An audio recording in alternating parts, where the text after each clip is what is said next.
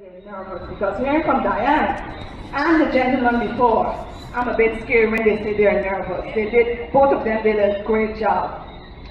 Tonight I'm going to talk to you a little bit about finding and owning your voice. But before I go into my presentation tonight, I would like for you to do one thing for me. I would like for you to grab a pen or a paper or your phone, because I would like for you to make notes of some very important phrases that I'd like to share with you tonight. Are you ready? The first phrase.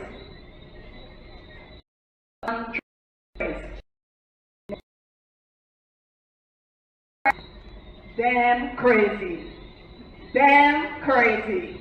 So I'm going to repeat that. Non-traditional, never been done before, damn crazy. Now these are the exact phrases or sentiments you will hear when, no, that's not funded, but we don't know where you'll be staying, we don't know when you'll receive those funds, and we don't even have the information as to who will pick you up from the airport. What will you do? What will you do? Your honest answer. I didn't hear that. I can't hear that. You're going nowhere. Honest. Anybody else? What would you do? What would you do? You'll probably go. Anybody else? You'll probably go. Anybody else? You'll go. We got some real bosses in this house. Anybody else? Now, I'm not saying that because I'm saying the one who said you're not going is not a boss. Alright? But the reason why I share this example with you is that when you begin to find and own your own voice, you will be required to move into unknown places, to do some non-traditional things in some very uncommon ways.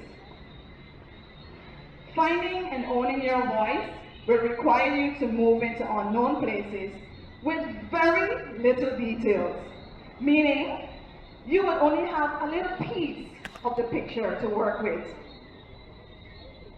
It will require you to take the first step when you don't even see the staircase. Anybody in the house with me tonight? Yeah. But the only reason that you will take the first step when you haven't even seen the staircase is because you have to be fully persuaded in your mind, according to Diana, fully persuaded in your mind that this is what you need to do at this point in time in this particular way. Finding and owning your voice is moving into the unknown, which will shift you from the ordinary to the extraordinary. But my understanding of finding and owning your voice is this. It's basically doing that thing that you were created to do in the way that only you alone can do it. That's my understanding of finding and owning your voice. Doing that thing that you were created to do in a way that only you can do it. Right? Diana came up and spoke just now. She's the only person that can explain those concepts and define what they mean in that particular way. So finding and owning your voice is doing that thing that you were created to do in a way that only you alone can do it. Some of you may ask me, how do I know what I was created to do? And if you ask me that, I will ask you, what is that thing that upsets you so badly that when you see it in its deficient state, you could do nothing but respond? What is that thing that upsets you so badly when you see it in its deficient state? I will ask you another question. What is that thing that you must do to satisfy a need of a community, to satisfy a need of a village, to satisfy a need of a country or an environment? What is that thing that you must do? When you leave here tonight, you must think about that thing that you should do, that you must do to satisfy a need of a community, a village, a country, or the environment.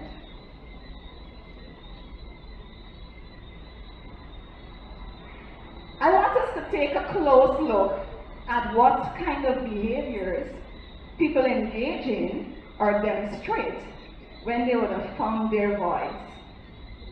First of all, they are willing to walk the path alone, breaking new grounds and setting new trends. They unapologetically embrace who they are, what they believe in, and what they do. They do not conform to society's traditions. Those are just some of the behaviors that people exemplify and embrace and engage when they find and own their own voice. As I was preparing this presentation, and I stepped to the last point that I just made, they do not conform to society's expectation. A perfect example of that, which is very controversial, many of you will not agree with me, is Donald Trump. He does not conform to society's expectation. And I truly believe that man has found and owned his voice. And I know many of you will not agree with me, but he was the only one that's bold enough to say, hey, this is Jerusalem. So, when people find and own their voice, they walk that path many times alone, breaking new trends and breaking new grounds and setting new trends. And many of you are familiar with Steve Jobs, the founder of Apple. As he found and owned his voice, he broke new ground. He set new trends by revolutionizing the tech industry with innovations such as MacBook Air, iPod, iPhone. Steve Jobs instigated Apple's success in the 70s and again revitalized that company in the 90s. When you find and own your voice, you unapologetically embrace who you are, what you believe, and what you do. And so did Martin Luther King. He unapologetically embraced what he believed. He believed in freedom and justice, and he embraced that. And that resulted in many successes, such as the pass of the 1964 Civil Rights Act and the Voting Rights Act. Michael Jackson, he found and owned his voice, and what he did, he became the boss of rock music. So ladies and gentlemen, remember, finding and owning your voice is doing that thing that you were created to do, that only you alone can get it done that way. Finding and owning your voice is doing that thing that you were created to do, that only you alone can do. When you find and own your voice, you will embrace who you are, and you will embrace what you believe. When you find and own your voice, you're not afraid to be the only orange among the apples. So when people say to you that, that's not a part of the tradition, our family has never done that before, and if you live in India like me, they say, never done that before. You want to bring shame to the family. Stupid thing. No, community won't accept you, and stuff like that. But when you begin to hear those phrases, know that you're on the right path, and know that you're doing something good. So when people say to you that, it's not going to work, and you're just crazy, nobody's never done that before, know that you should be pushing right ahead, and you're in the right place. I want you to remember this one thing. If you didn't remember anything else that I said, remember that you were born to stand out and not to fit in. You were born to stand out and not to fit in. I want to pause there for a little while, because in my life, as a child, as an adult, I've always struggled with that. I can never fit in, and I tell you the truth. I can never fit in.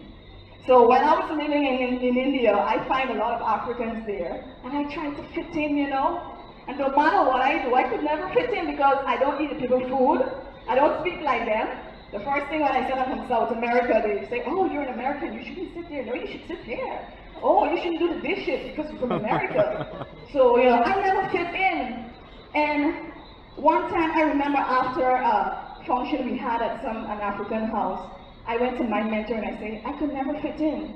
I'm in Guyana, I never fit in, right? I'm here in India, I see an African society, I'm like, okay, let me try it over there. I can never fit in. And he said to me, because you were not born to fit in, you were born to stand out.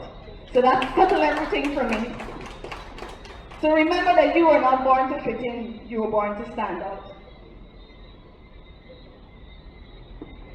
I also want you to remember that what fits in gets forgotten, but what stands out is always remembered. You're a boss. The shoes don't want to allow me to leave. Any questions? Do you have any questions for Ms. Adams? 2 questions. Speak now or forever hold your peace. All right. Thank you so much. Put your hands together one more time for Ms. Adams. I am telling you, you left something with me, Ms. Adams. Non-traditional, never been done before, and damn crazy. Those are all words that I've heard. And if you know, my relative stopped speaking to me when I got on radio. Because I said, wasn't I telling you this story? I said one time on radio that after my father died and I was 9 years old, we went into poverty. And, it was hard to get this and hard to get that. I wore one pair of boots to high school for 3 years straight. And when it broke, Ruth see me going through the park.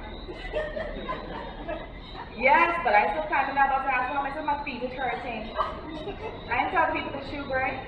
And because I spoke about that on air, the next morning I got a call from my aunt. How I disrespect the family, I lied. All types of things. I said, you know I did not lie. You know the things we went through. And because if you don't know, it's because you all live in the States and I live here. And you're obviously now sad because somebody called the people. Diana, somebody called the people and said, how y'all allow our children to live like that? Yeah. Shit. Now the people vexed with me, Ruth didn't talk to me for years. Years. I cried. Even as I talk, but I'm very emotional easy because that thing broke my heart. I know what I went through as a child. I know. Feliz knows what she went through. And if I talk about it, I have every right. Yeah. But you see, when you find your voice, you lose a lot of people. Yeah. You lose a lot of people. Yeah. And let me tell you something. They thought they would have shut me up that day. They thought I would have probably left the radio station. They thought I would probably go and dig a hole and smell daisy by the root. But I did not. I continue to live and I continue to speak into people's lives. Yeah. And I continue to tell people, listen, not because I was poor at one point. I rose up. I drive now. My own child. Yeah. I'm Amen. This is my car that I paid for. And that and all is a testimony. So let me tell you, what you said here tonight will bless every person in this room. And I hope that you got what she said, because when you find your voice, do not be afraid of losing people. Do not be afraid. You know how many friends have walked away from me? Because at one time I spoke about my relationship and the hurt that I went through. On the radio again, I put myself in trouble every time. Trying to tell women that yes, a man could abuse you, but you leave, you walk out, you go and do this. Here, friend, tell me, why you gotta talk your story all the time, sir? Why you gotta talk, you say, why you gotta hear about you and know about you? I said, I am telling my story to help another woman who might be in the same thing and she's still sitting down there. And if she hear that I left, and I'm taking care of my son on my own, and he's bringing first every year in school, and he got his school bag, and he got his shoes and everything without a father, I am telling her, you can do it too. And I don't talk to she no more, I don't talk to she. And the money's still flowing, my child still dressing, still going to school. Yeah. You what you asking me for? It's my story, I must talk about it, I can talk about me. I do not talk about other people. Y'all can hear it. You're a boss. The only people I talk about is people who write me to tell, But I have have to talk about me so that you could know that yes, at one point I was down and out. I was messed up, I was stressed out, I was telling Jesus, you thought you would do this to me. But I rose up and I know that God loves me because look at where I am today. Yeah. Hallelujah, somebody. Amen. Yeah. All things are possible. Yeah. Find your voice, speak out. Do not stay in abuse and misuse. Are people treating you anyhow? You're a boss. And they're treating you anyhow. They're talking to you anyhow. When I walk into stores, I look at me and I say, oh, God, because I'm a boss. I go somewhere where somebody's going to treat me nice. Come on now, let me start preaching. All right. That really touched me. Yeah. And Diana, oh my God, she spoke about the change in mindset. You know I had to change my mindset. This mind was so tossed up because all the time I keep hearing that I will never have nothing. I will never be anybody. And when I was at the launch of the Jubilee, hosting the launch of Jubilee on that stage, and then afterward the government of Diana called me to collect a pin. Oh, Jesus. I felt so good in my heart. I said, God, the same people that told me I would never be anybody, I put on that pin in my Look at me now. On my night, go myself in front of that mirror. So look. Yeah. Yeah. Yeah. Yeah. Wow. Change my mindset, Diana. I can't wait to hear what Roche got to say. Dr. Roche Count is next, everybody. Oh, yes, we have it? All right. Once again, you know, listen, this is live. Try somebody telling you live. This is what happens live. You never know when the thing will go down and all types of things. So this is live. We will now hear from Diana, I'm sorry, Shivani Barr, Mrs. Shivani Barr.